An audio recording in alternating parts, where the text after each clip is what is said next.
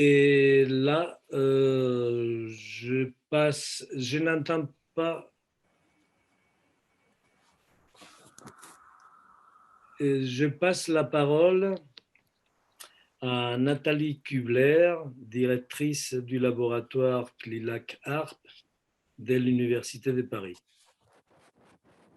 Merci beaucoup. Vous m'entendez bien là? Oui. Oui. Merci beaucoup, José Carlos. Alors, je voudrais tout d'abord commencer par vous remercier, donc remercier les organisateurs de ce colloque. Christian Tremblay, président de l'Observatoire européen du plurilinguisme, et José Carlos Herreras, mon collègue, d'avoir su persévérer dans la tenue de ce colloque malgré les difficultés que nos universités rencontrent actuellement en raison de la pandémie. Nous nous étions quittés lors du dernier colloque consacré aux politiques linguistiques dans l'enseignement supérieur. Et d'ailleurs, on voit que ça a bien progressé avec la décision de notre ministère de rendre obligatoire la certification en anglais, faisant de l'anglais une langue quasi officielle de l'enseignement supérieur. Bref, donc nous nous étions quittés lors de ce dernier colloque qui portait justement sur les politiques linguistiques dans l'enseignement supérieur pour arriver aujourd'hui à voir qu'on pouvait conjuguer deux thématiques, traduction automatique et usages sociaux, qui, en tant que directrice du laboratoire CLILAC-ARP, me ravissent particulièrement. Pourquoi? En effet, parce que notre laboratoire, le CLILAC-ARP, travaille sur la traduction automatique depuis le début des années 2000, lorsque j'ai pu mettre en place un partenariat avec Sistran. Ce partenariat ne s'est jamais interrompu. Il se poursuit d'ailleurs toujours, comme le montreront mes collègues Maria Zimina et Chris Gledhill aujourd'hui, et comme en témoigne et l'intérêt pour la traduction automatique ne s'est jamais interrompu, comme en témoignent les jeunes docteurs qui sortent de notre laboratoire ou qui continuent à travailler, et comme en témoignent nos projets. En outre, nous sommes une équipe plurilingue dans laquelle l'axe politique-linguistique dirigé par José Carlos Herreras a su développer des questionnements transverses aux autres axes de l'équipe qui traitent de langue de spécialité, terminologie, phraséologie spécialisée et traductologie, traduction spécialisée dans différentes langues.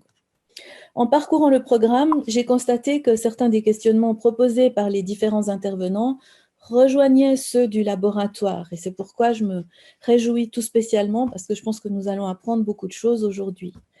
Par exemple, si la question de la spécialisation des moteurs de traduction est particulièrement vivace pour les systèmes de traduction automatique neuronale aujourd'hui, elle l'était déjà pour les systèmes symboliques il y a 20 ans, lorsque nous travaillions avec Sistran. En effet, à cette époque, la question de la personnalisation du système s'était posée, étant donné que nous ne travaillions que sur des textes extrêmement spécialisés. Et notre collaboration avec Sistran nous avait permis d'accéder à des dictionnaires spécialisés, mais aussi d'obtenir la possibilité de créer nos propres dictionnaires spécialisés lexicogrammaticaux et d'accéder à des moteurs qui avaient été spécialisés sur la base de grands corpus. Aujourd'hui, on peut constater que rien n'a changé puisque cette spécialisation des moteurs est toujours d'actualité. En revanche, la recherche en langue de spécialité a beaucoup progressé et mise en lumière la question des genres textuels qui diffèrent selon les communautés de discours. Celles-ci, en effet, produisent des discours spécialisés qui se réalisent dans différents genres et la traduction automatique neuronale peine pour l'instant à rendre ces spécificités.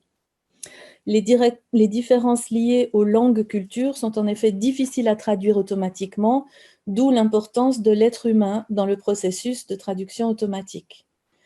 D'un autre côté, les possibilités de traduction dans un grand nombre de langues qu'offre la TA, la traduction automatique post-éditée, permettent de promouvoir le plurilinguisme et, par exemple, pour le français scientifique, de rendre la recherche française accessible dans un grand nombre de langues. Pensons aux articles publiés en français qui peuvent être traduits et post-édités en anglais, et aux articles rédigés par des francophones en anglais, notamment dans des sciences comme la biologie, les géosciences, la physique, etc., qui peuvent, traduits en français, rendre accessible à toute la francophonie la recherche francophone. C'est d'ailleurs un des objectifs que le projet Sciences ouvertes du ministère de l'Enseignement supérieur et de la Recherche, porté par Marin Dacos, a l'intention de se donner. Il est vrai qu'il reste une certaine crainte de standardisation de la langue que l'on rencontrait déjà il y a 20 ans, que l'on rencontre au sujet des mémoires de traduction et même au sujet de l'utilisation des corpus comme aide à la traduction. Cette crainte doit être prise en compte pour la formation à la traduction automatique. En fait, il faut la prendre comme un outil auquel il est nécessaire de former les utilisateurs, quels qu'ils soient, pas seulement les traducteurs, mais ceux qui souhaitent s'en servir, afin d'éviter justement cette standardisation. Et il est vrai, comme l'a souligné José Carlos Herreras, quand même que la traduction automatique, que ce soit la traduction ou l'interprétation, ouvre la possibilité de communiquer dans différentes langues sans forcément les connaître. Mais comme le disait Jean-Claude Ameisen lors d'un autre colloque sur le français dans les sciences, il ne faudrait quand même pas que cela dissuade de se frotter à l'apprentissage d'autres langues et à la rencontre d'autres cultures.